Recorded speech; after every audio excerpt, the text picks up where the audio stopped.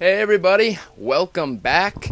I got another Winners League set for you, and this is actually between KT Rolster and versus Oz here. So this is, Jadonk's team versus Flash team when you're speaking in regards of Winners League. Definitely Flash being the stud, the star of KT, and definitely Jadonk being the star of Oz. But anyways, this is the first match. We actually have Killer versus Forgg. It's going to be played on match point, so it's going to be a TVZ.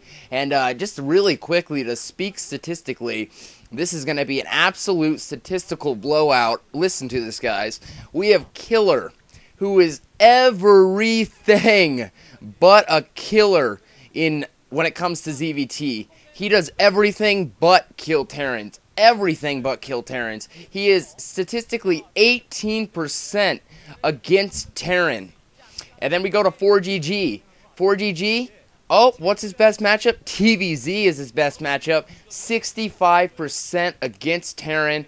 He's always been really consistent and really good against Zerg here. Or against Zerg, TVZ. His TVZ is 65%.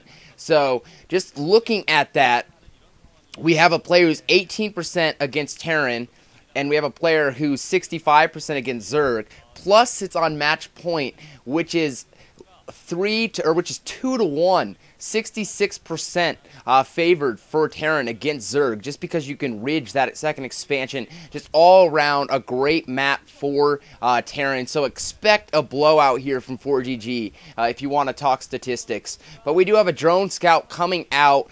He looks like he's heading to the sending the drone scout out. He's going to get a good look, and it looks like we are going to be probably seeing a here comes the drone in the base. Looks like we'll probably be seeing a 12 hatch from Killer. And if I am Killer, or if I could say one thing to Killer, I'm hoping that he does some 2-hatch play. Just if you take this into a macro game and you let Terran just do a push, then it's just going to be an absolute blowout. I really do feel that.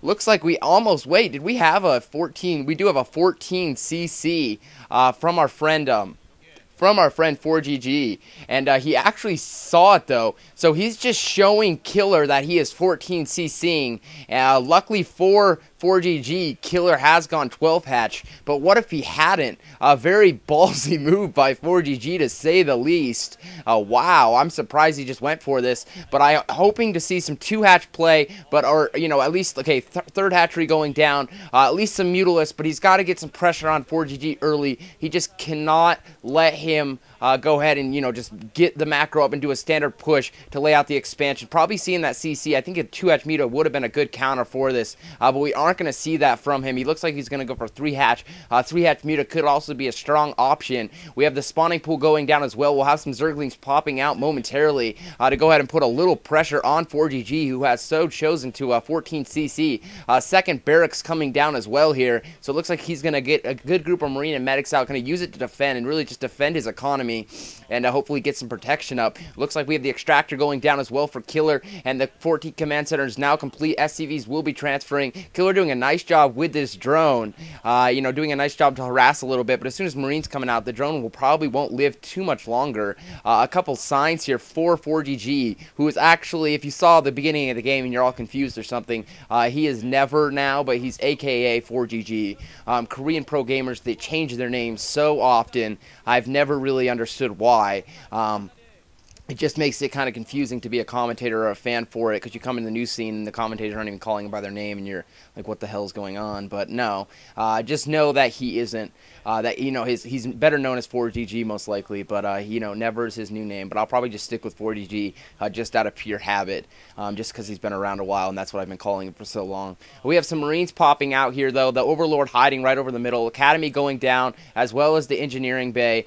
So standard timing here. We have the layer coming up. Probably going to see a Spire be followed by this. I'd expect to see some 3-hatch Muta. Yeah, we do have the extractor going down. It looks like we're going to see Mutilus play here from Killer, and this is doing it, and And Forgg doing a nice job to go ahead and keep this SCV alive. He's got to keep this alive as long as possible. You can see the link production pretty limited for Forgg, or for Killer, excuse me. But it does look like Forgg is going to make a little push across the map with about 5 or 6, about 4 Marines it looks like. And he does have a third Rax going up, so he's probably going to get that 4th Rax +1 upgrade going pretty quickly here. Obviously, it's a little different with the timing when you do get the 14cc successfully off, which he so did. But what if Killer would have went something for a little more aggressive? I think Forgg actually could have lost. The 14cc versus Zerg can be a very ballsy move, very, very risky move. I don't know. I just don't agree with it all the time, but it did pay off in this sense. 4th barracks going up, eBay up as well here. We're probably going to see the +1, and obviously Stim being researched here. We do have the second SCV coming across, but 4 links instantly surrounding, getting it down to 1 hit, and now picking it off here. So nice job by Killer. Pretty quick reactions. We do have the Spire coming up as well. So indeed, we will be seeing Mutalisk here, and really it's going to come down to how much damage he's going to have to. He has to do a lot of damage to this.